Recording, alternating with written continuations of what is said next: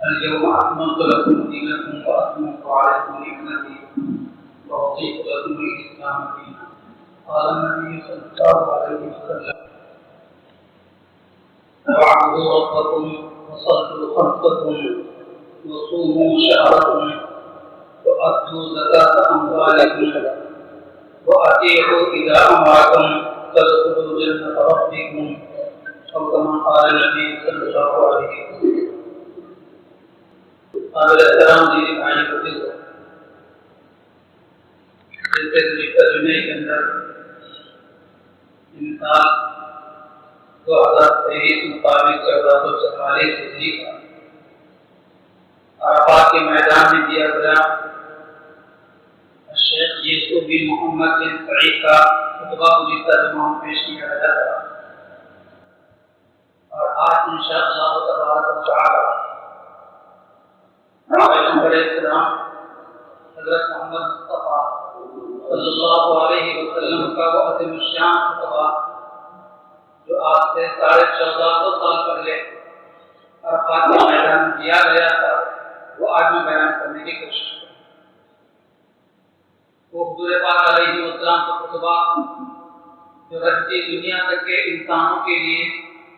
بالخصوص مسلمانوں کے لیے ایک منشور ہے، ایک زندگی گزارنے کا ذات عمل ہے اور ہدایت ہے، رحمت۔ آپ علیہ السلام نے اپنی زندگی میں 4 عمرے بھی کیے ہیں اور ایک مرتبہ آپ علیہ السلام نے حج کیا، اور وہی حج حضور پاک علیہ السلام کی زندگی کا پہلا اور آخری حج۔ اپنے زندگی کے 62 سال پیغمبر اسلام علیہ السلام نے حج فرمایا، جتنا حضور نے حج کیا ہے وہ حضور پاک علیہ السلام کی عمر مبارکہ 62 سال۔ سن 8 ہجری میں مکہ فتح ہوا اور سن 9 ہجری میں حج کی فرضیت کا حکم نازل ہوا، اور 10 ہجری میں حضور پاک علیہ السلام نے حج فرمایا، اور 11 ہجری ربیع الاول کے مہینے کے اندر میرے اور آپ کے آقا جناب محمد رسول اللہ صلی اللہ علیہ وسلم دنیا سے پردہ فرما گئے۔ چنانچہ جب آپ علیہ السلام حج کے لیے 25 ذوالقعدہ کو مدینہ منورہ سے نکلے، 4 ذوالحجہ کی اتوار کے دن مدینہ مکہ مکرمہ پہنچے۔ اس کے بعد 9 ذوالحجہ کو آپ علیہ السلام عرفات ہے، میدان عرفات، اور میدان عرفات کے اندر قصوہ نامی اونٹنی آپ کو پیش کی گئی، اور آپ علیہ السلام نے قصوہ نامی اونٹنی پر سوار ہو کر آپ نے وہ خطبہ دیا جو رہتی دنیا تک کے انسانوں کے لیے منشور ہے، ایک ہدایت نامہ ہے اور زندگی گزارنے کا راہ عمل۔ میں چاہتا ہوں کہ وہ خطبہ آپ علیہ السلام کا سناؤ آپ اللہ کو، تاکہ ہمیں بھی زندگی گزارنے کا طریقہ آئے، اور نبی پاک علیہ السلام کی وہ ارشاد کردہ اور ارشاد فرمائی ساری باتیں ہمارے علم و معلومات میں بھی آئیں، اور ساتھ ہی ساتھ اس کے مطابق ہم عمل کرنے والے بھی بنیں۔ مسجد نبرا یہ عرب کی خاص طور پر مسجد حرام کے بعد مکہ مکرمہ کی سب سے بڑی مسجد، تقریباً 3.5 لاکھ لوگ نماز پڑھ سکتے ہیں، 3.5، اور یہ مسجد سال میں صرف ایک مرتبہ کھلتی ہے، یہ حج کا خطبہ دینے کی 9 ذوالحجہ کو یہ مسجد کھلتی ہے، باقی سال کے 12 مہینے مسجد بند رہے گی، کیونکہ میدان عرفات کے اندر مسجد نہیں۔ پھر آپ علیہ السلام کی خطبہ اونٹنی پیش کی گئی، تو آپ علیہ السلام اپنے اونٹنی پر سوار ہو کر جبل رحمت کے دامن میں پہنچ کر وہ خطبہ عنایت فرمایا آپ علیہ السلام نے، جس کو خطبہ حجۃ الوداع کہا جاتا ہے۔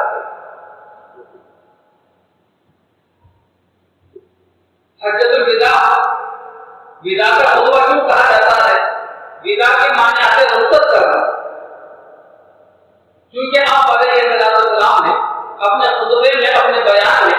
ایسی باتیں ارشاد فرمائی تھی جو کسی کو رخصت رخصت کرتے ہوئے، الوداع کرتے ہوئے یا الوداع ہوتے ہوئے رخصت ہوتے ہوئے باتیں کرتا، اس لیے اس کو حجۃ الوداع اور حجۃ الوداع کا خطبہ کہا جاتا ہے۔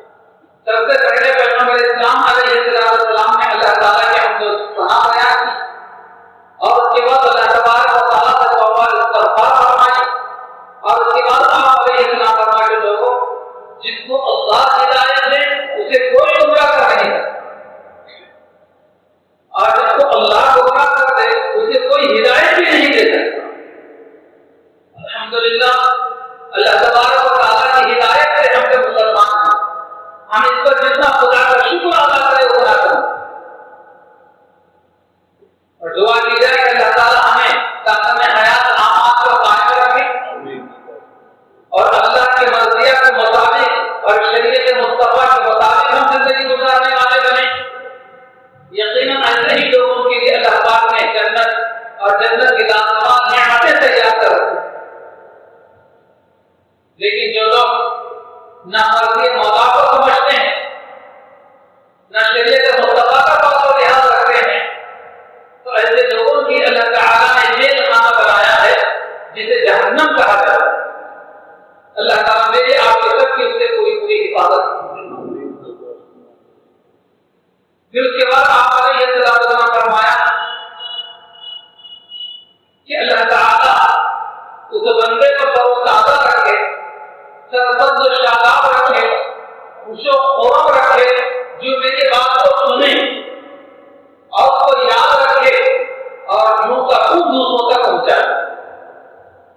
گویا کہ حضور پاک علیہ السلام نے ایسے مسلمانوں کو دعا عنایت فرمائی ہے جو حضور کی باتوں کو سنتے بھی ہیں، ان باتوں کو یاد میں رکھتے ہیں اور ان باتوں کو دوسروں تک بھی پہنچاتے ہیں۔ اس لیے ہم اپنا فریضہ سمجھیں، اپنی ذمہ داری سمجھیں کہ جو باتیں دین کی سنائی جاتی ہیں، چاہے تفسیر قرآن کے ذریعے، چاہے درس حدیث کے ذریعے، چاہے جمعہ کے بیان کے ذریعے، ان سنی ہوئی باتوں کو نوٹ بھی کرنا چاہیے، یاد بھی رکھنا چاہیے، اور ان باتوں کو اپنے گھر والوں تک اور اپنے دوست احباب تک اور احباب تک ان باتوں کو پہنچانا بھی چاہیے۔ تو یقیناً میدان عرفات میں کی ہوئی نبی پاک علیہ السلام کی دعا ہمارے ہاتھ قبول۔ نزل اللہ لهم کے الفاظ، نزل اللہ لهم عبدا، نزل اللہ عبدا سمع مقالته۔ اللہ تعالیٰ اس بندے کو تروتازہ رکھے، خوش و خرم رکھے، سرسبز و شاداب رکھے، جو میری باتوں کو سنے، یاد رکھے اور ہو دوسروں تک پہنچائے۔ اس لیے دین کی باتوں کو شیئر کرنا اپنے گھر والوں کو جا کر اپنے ماں باپ کے سامنے، اپنے بیوی بچوں کے سامنے، اپنے بہن بھائیوں کے سامنے اور اپنے دوستوں کے ساتھ اور اپنے احباب کے اندر اس کو ضروری سمجھیں۔ نبی پاک علیہ السلام نے ایسے لوگوں کی دعا کی، اور اس کے بعد پھر آپ علیہ السلام فرمایا کہ لوگوں میری باتیں تم غور سے سنو، اور میں کچھ باتیں آج کے دن صاف طور پر تمہارے سامنے بیان کر دینا چاہتا ہوں، اس لیے کہ شاید اس کے بعد میری ملاقات تم سے نہیں ہوگی،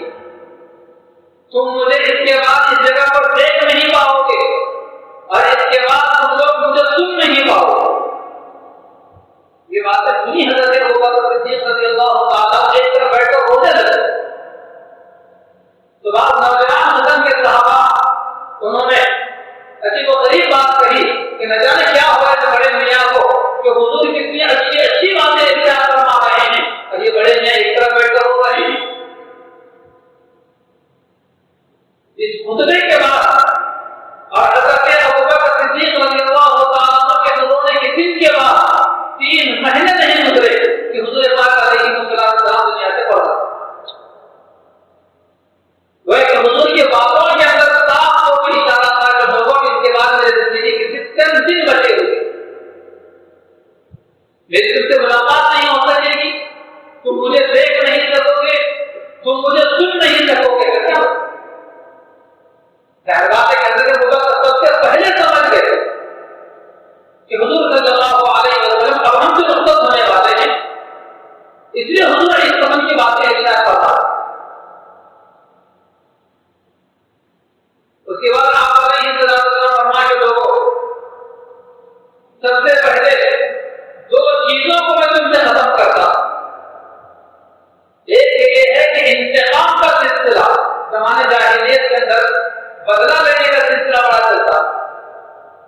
چھوٹی معمولی باتوں کے اوپر، بچوں کے لڑنے کے اوپر،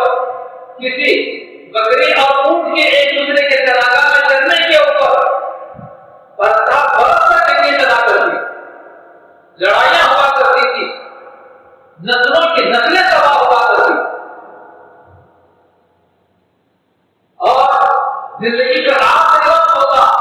تو اپنے گھر والوں کو، اپنے متعلقین کو، اپنے خاندان کے لوگوں کو وصیت کیا کرتے تھے کہ ان سے بدلہ دینا۔ لیکن حضور پاک علیہ السلام نے حجۃ الوداع کے خطبے میں صاف اعلان فرمایا کہ لوگوں، یہ انتقام کا سلسلہ، یہ بدلے کا سلسلہ میں اپنے قدموں پر رون دیتا ہوں، کہ بدلے کا سلسلہ ختم کیا جائے، اور اس کا آغاز میں اپنے خاندان سے کرتا ہوں۔ چنانچہ حضور پاک علیہ السلام کے مبارک زمانے میں اور زمانے جاہلیت میں بھی چھوٹے معصوم بچوں کو مائیں بہت کم دودھ پلایا کرتی تھی، بچوں کو دودھ پینے کے لیے دیہاتوں میں دوسرے مقامات پر بھیج دیا جاتا تھا، اور وہاں وہ عورتیں دودھ پلایا کرتی، بچوں کی پرورش کیا کرتی، دیکھ بھال کیا کرتی، نگرانی کیا کرتی، اور اس کے سلے میں بچے کے ماں باپ سے کچھ ہدیہ تحفہ اور گزارے کا سامان لے جایا کرتی، جس کی وجہ سے ان کی زندگی کے دن گزر بسر ہوا کرتے تھے۔ حضور پاک علیہ السلام کے خاندان کا ایک ننھا سا چھوٹا بچہ ربیعہ بن حارث دودھ پلانے کے لیے ایک جگہ بھیج دیا گیا تھا، اس ننھے سے کے دودھ پیتے بچے کو قتل کر دیا گیا۔ اب اس بچے کا بدلہ لینا ضروری تھا اس زمانے کے رواج کے مطابق، لیکن حضور پاک علیہ السلام نے اعلان فرمایا کہ لوگوں، سب سے پہلے میں اپنے خاندان کے ننھے سے کے بچے، چھوٹے بچے ربیعہ ابن حارث کے خون کو معاف کر دیتا ہوں۔ اب انتقام کا بدلہ لینے کا سلسلہ ختم، اور اس کا آغاز حضور پاک علیہ السلام نے اپنے گھر سے کرا، اپنے خاندان سے کرا۔ پھر آپ علیہ السلام نے فرمایا لوگوں کے سامنے کہ لوگوں، اللہ تبارک و تعالیٰ نے تمہارے لیے عورتوں کو حلال کیا ہے، عورتیں اللہ تبارک و تعالیٰ کی امانت ہیں، اور ان کے جسم کو، ان کے سطر کو تمہارے لیے حلال کیا ہے، لیکن خبردار تم عورتوں پر کسی طریقے سے کوئی ظلم و زیادتی مت کرو۔ عورتیں اللہ تبارک و تعالیٰ کی ایک امانت ہے تمہارے پاس، وہ تمہاری موجی اور فرمانبردار ہوتی ہیں، تمہارے ماتحت ہیں، اس لیے عورتوں پر کسی قسم کی زیادتی مت کرنا، اور عورتوں کو مارنے سے احتیاط کرنا۔ اور حضور پاک علیہ السلام نے اس موقع پر فرمایا کہ لوگوں، چہرے پر مارنے سے خاص طور پر احتیاط کرو۔ آج کل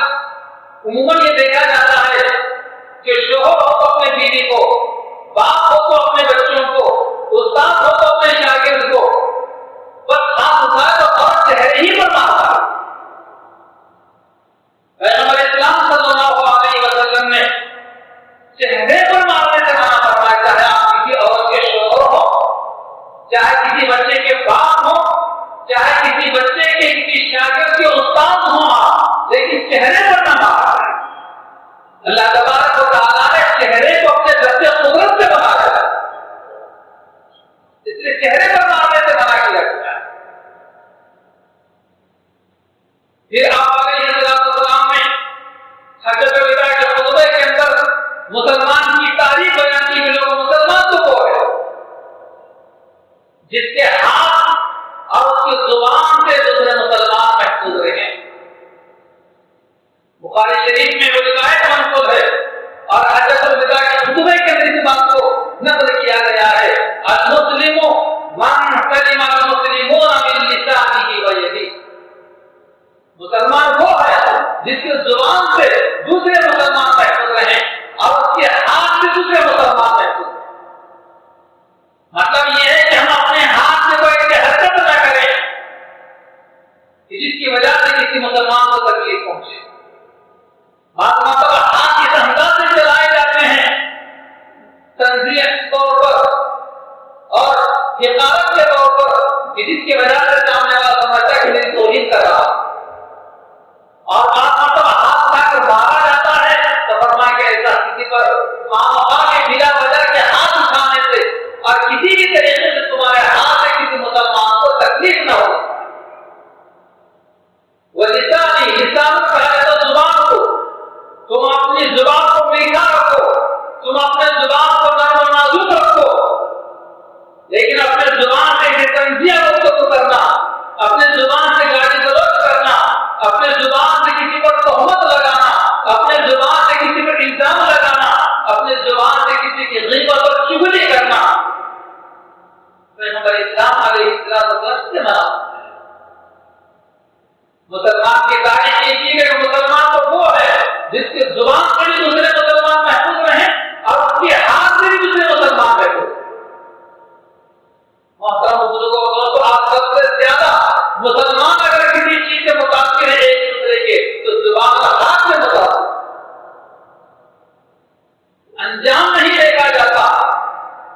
بس ہاتھ اٹھا دیا جاتا ہے, زبان کھول دی جاتی ہے. جیسے کہ مجھے ترجمے کے اندر میں نے کہا, اس لیے اپنے ہاتھ کو بھی قابو میں رکھنے کی ضرورت ہے اور اپنے زبان کو بھی قابو میں رکھنے کی ضرورت ہے. نہ ہاتھ کو بے قابو چلنے دیا جائے اور نہ اپنے زبان کو بے قابو ہونے دیا جائے. پھر آپ اگر یہ طرح نہ فرمائیں کہ لوگوں میں تم کو اللہ سے ڈرنے کی وصیت کرتا ہوں کہ تم اللہ کا خوف اور اللہ کا ڈر اپنے دل کے اندر, اور جو مسلمان خوف خدا اپنے دل میں رکھتا ہے,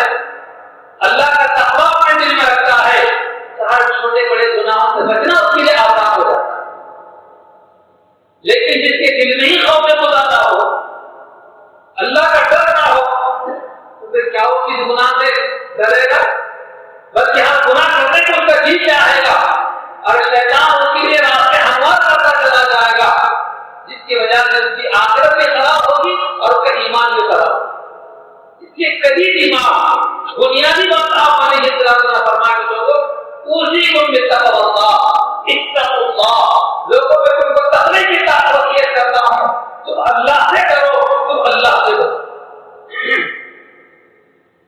بڑی بنیادی بات فرمائی آپ علیہ السلام. اس لیے ہمیں چاہیے کہ اپنے دل میں خوف خدا رکھیں,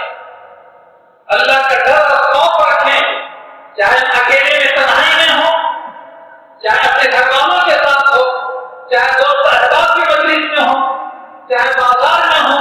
چاہے کسی بھی جگہ ہو, اور پھر خدا اپنے دل میں رکھتے ہوئے اپنی زندگی کی گزارنے کی کوشش کریں.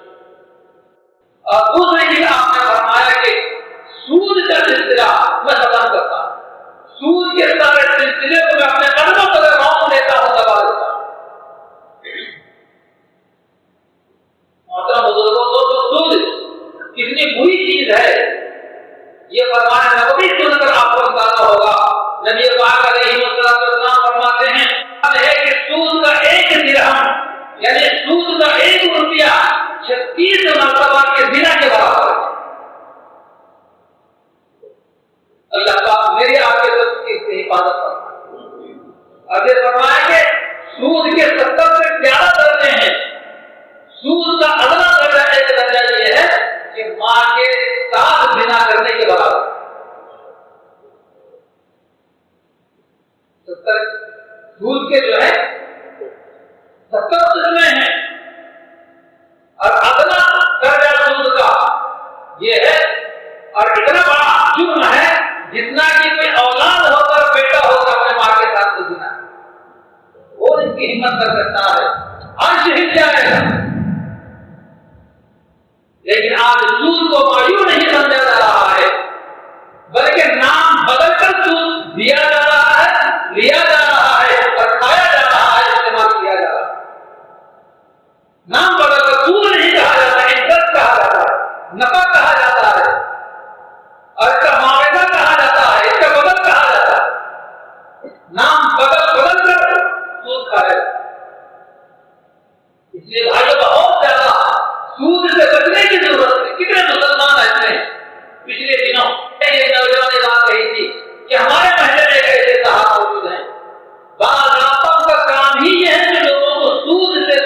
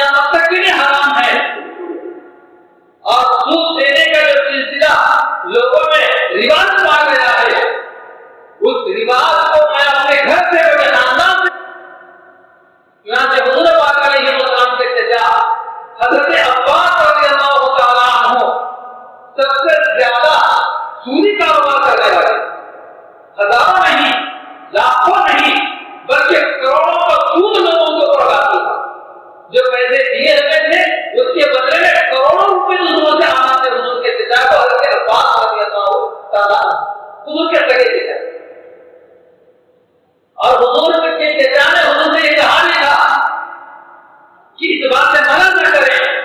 سود سے کہ جتنا لاکھوں اور کروڑوں روپے لوگوں سے مجھے آنا ہے وہ یہ سارا کا سارا سود کا پیسہ غریبوں میں تقسیم کر دوں گا، غریبوں کا فائدہ ہوگا، لیکن آپ بیان نہ کریں اور تو منع نہ کریں سود۔ لیکن صاحب حضور صرف بھتیجے نہیں ہیں کہ جا کے، بلکہ پیغمبر اسلام ہیں اور اللہ کے آخری پیغمبر ہیں، اور آپ کے بعد قیامت تک کوئی پیغمبر آنے والا نہیں۔ لا نبی بعدی لو کان بعدی نبی لکان عمر،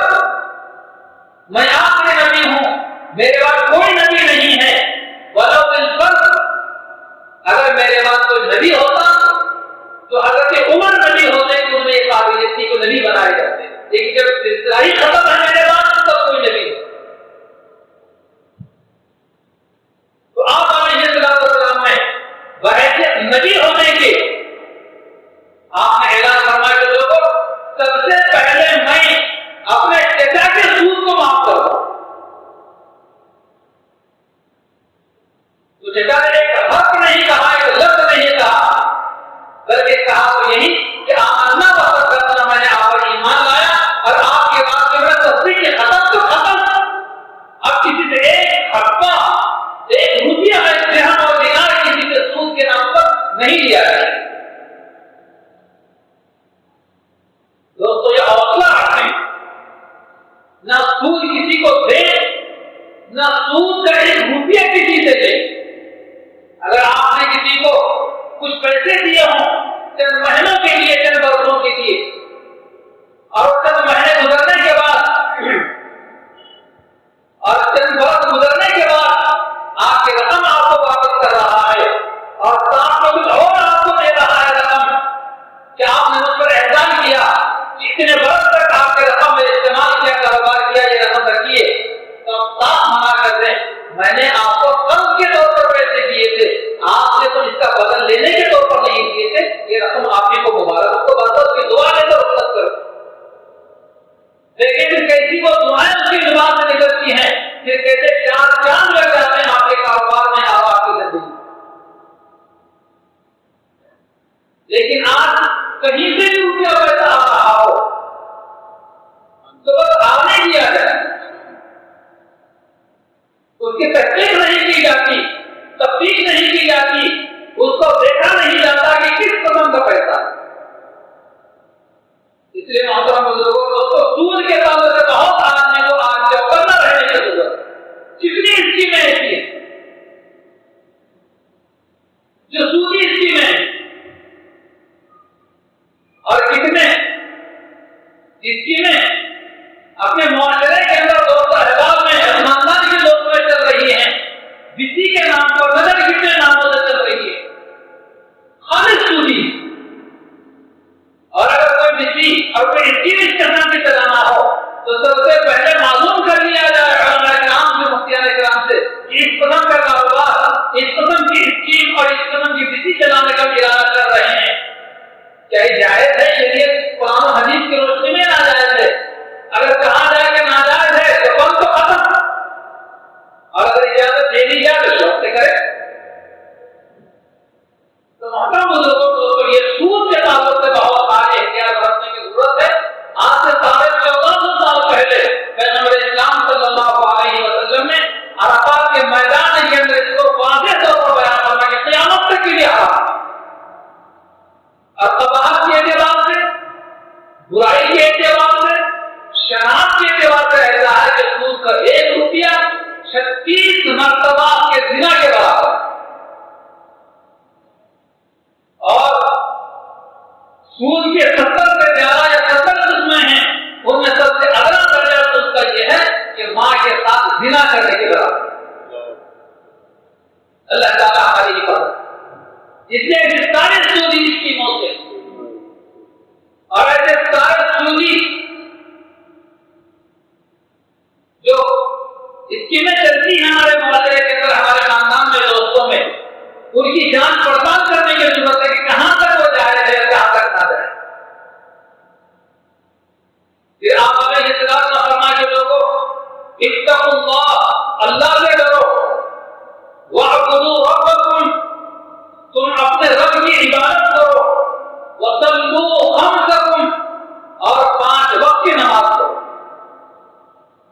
بھی آپ نے صرف ایک وقت کی مغرب کی نماز بڑی ہلکی پھلکی رہتی ہے وہ پڑھ لی جائے،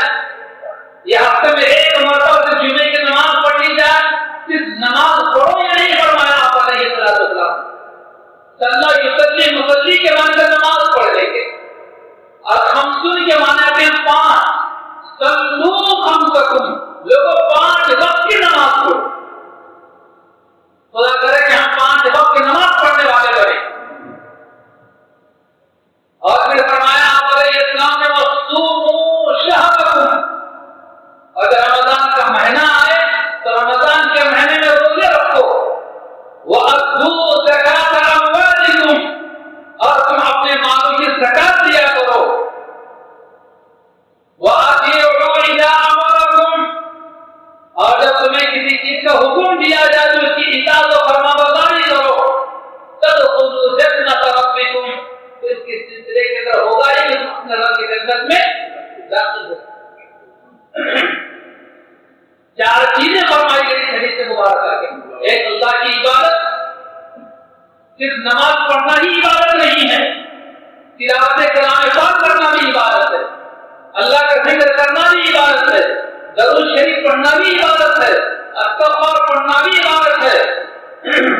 اور اپنے ماں باپ کو محبت کی نظر سے دیکھنا بھی عبادت ہے، اور اپنے ماں باپ کے ساتھ حسن سلوک کرنا یہ بھی عبادت ہے، عبادت کی مختلف شکلیں، تو اس لیے ہم وَاعْبُدُوا رَبَّكُمْ کے لوگوں تم اپنے رب کی عبادت کرو، اور ساتھ وَصَلُّوا خَمْسَكُمْ کے لوگوں تم 5 وقت کی نماز پڑھو، وَصُومُوا شَهْرَكُمْ کے لوگوں تم رمضان کے مہینے کے روزے رکھو، وَأَدُّوا زَكَاةَ أَمْوَالِكُمْ، اور تم اپنے مالوں کی زکات دیا کرو، وَأَطِيعُوا إِذَا أَمَرَكُمْ، جب کسی چیز کا تمہیں حکم کیا جائے تو اس کی اطاعت و فرمانبرداری کرو، تَدْخُلُوا جَنَّةَ رَبِّكُمْ، تو تم اپنے رب کی جنت میں داخل ہو۔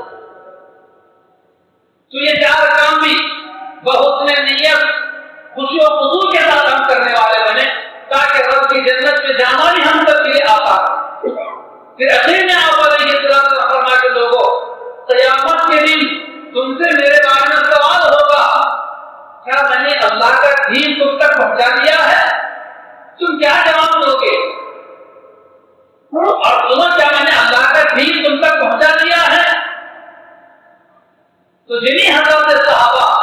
تقریباً 1,40,000 کا مجمع حضور کے اس مبارک زمانے کے اندر، اور اس سال 25 لاکھ مسلمانوں کا مجمع مقامی لوگوں کے علاوہ، اور حضور پاک علیہ السلام کا یہ زندہ معجزہ تھا کہ 1,24,000 لوگوں تک حضور پاک علیہ السلام کی آواز تک ایک دم پہنچ گئی۔ آج اگر 200 لوگ کسی جگہ پر جمع ہوں اور یہاں سے کوئی بات اگر کہی جائے تو دور والوں کو سنائی نہیں دیتی، لیکن حضور پاک صلی اللہ علیہ وسلم اپنے اسوہ نامی اونٹنے پر سوار ہو کر عرفات کے میدان میں خطبہ ارشاد فرمائے بیان دے رہے ہیں، اور حضور کا مکمل سارا کا سارا خطبہ کا ایک وقت سارے کے سارے 1,40,000 صحابہ کو سکون طور پر سن گئے، بغیر کسی واسطے کی۔ حضور کی آواز کو پہنچانے والا نہیں آپ نے تب تک، حضور کی خود کی آواز آ کر پہنچی۔ آپ نے فرمایا کہ لوگوں، قیامت کے دن میرے بارے میں تم سے سوال ہوگا کہ میں نے دین اسلام، اللہ کا پیغام تم تک پہنچایا نہیں، تو بتلاؤ تم کیا جواب دو گے؟ اور بتلاؤ مجھے، کیا میں نے اسلام اور دین تم تک پہنچایا ہی نہیں؟